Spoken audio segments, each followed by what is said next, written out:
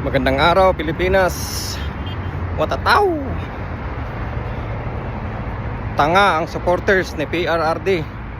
Yan ang mga katagang binibitawan ng mga taong ayaw sa mga Duterte,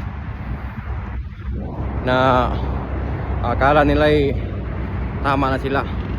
Oo, mahirap lang kami.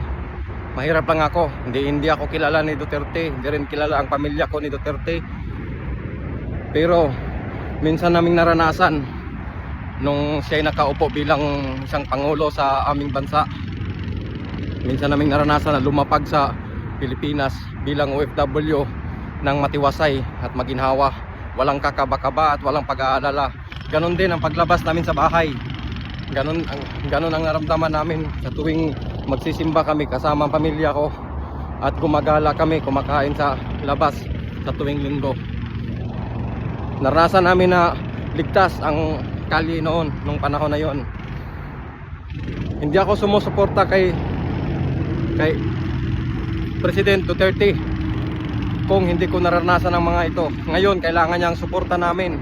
Kaya kahit man lang sa dasal at saka pag tanaw ng utang na loob sa mga experience sa amin na kaligtasan noong siya'y nanunungkulan pa bilang isang pangulo, yun ang sinusuportahan ko.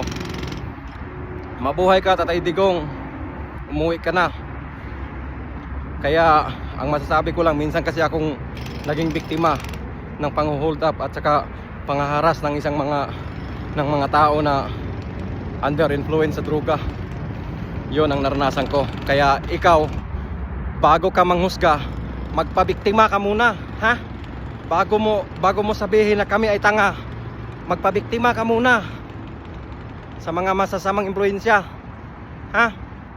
Yun ang tama. Magpabiktima ka muna bago mo kami tawaging tanga. Hindi mo kasi naranasan eh. Kaya naranasin mo muna maging biktima sa mga masasamang impluwensya. Okay? No? Hirap. Ang hirap. Ang daling humusga dahil hindi mo na intindihan ang sinasabi mo at hindi mo naranasan ang sinasabi mo. Hirap, no? Sige, magpabiktima ka muna, ha? Tapos sabihin mo sa amin ulit na tanga, ha?